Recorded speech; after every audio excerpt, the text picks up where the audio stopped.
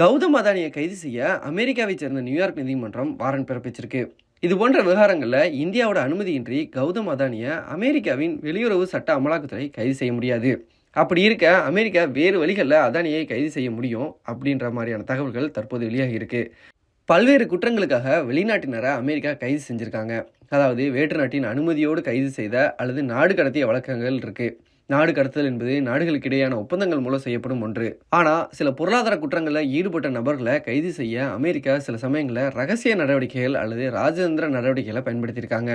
அதற்கான உதாரணம்னு பார்த்தா, பொதுவாக வெளிநாடுகளில் பொருளாதார குற்றங்களை செஞ்சு அதன் மூலம் அமெரிக்காவில் பொருளாதார பாதிப்புகளை அல்லது விளைவுகளை ஏற்படுத்தியவர்களை கைது செய்ய எக்ஸ்ட்ராடினரி ரெடின்ஷன் முறையில் ஆப்ரேஷன் செய்யப்படும்.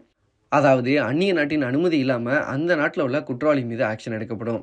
இது போக ஆப்ரேஷன் ஃபாலன் ஏஞ்சல் என்ற பேரிலும் கைது நடவடிக்கை எடுத்திருக்காங்க. நாடு கடத்தல் நடவடிக்கைகளும் எடுக்கப்படும். சிஐஏ, FBI மூலம் இந்த மாதிரியான நடவடிக்கைகள் எடுக்கப்பட்டு வருது. இதில் கவனிக்க வேண்டிய விஷயம், FBI உள்நாட்டு விவரங்களை மட்டுமே கவனிக்கும். ஆனால் இது போன்ற ஆப்ரேஷன்களில் சிஐஏ போன்ற அமைப்போடு இணைஞ்சு சர்வதேச ஆப்ரேஷன்களை கூட கூட்டாக செய்வாங்களாம். FBI தான் இப்போ அதானி வழக்கை அங்கே விசாரிக்கிறது வர்றாங்கன்றது குறிப்பிடத்தக்கது. இது போக இன்டர்போல் ரெட் நோட்டீஸ் கொடுத்தும் ஒருவரை தேடப்படும் குற்றவாளியை அறிவித்து அமெரிக்காவின் நட்பு நாடுகள் எதற்கு சென்றாலும் அந்த தேடப்படும் குற்றவாளியை கைது செய்ய முடியும். அமெரிக்கா அதானிக்கு எதிராக இந்த அறிவிப்பை கூட வெளியிடலாம். லஞ்சம் தர முயன்றதாகவும் அமெரிக்க முதலீட்டாளர்களை ஏமாற்றியதாகவும் கௌதம் அதானி மீது நியூயார்க் நீதிமன்றத்தில் பரபரப்பு புகார் அளிக்கப்பட்டது.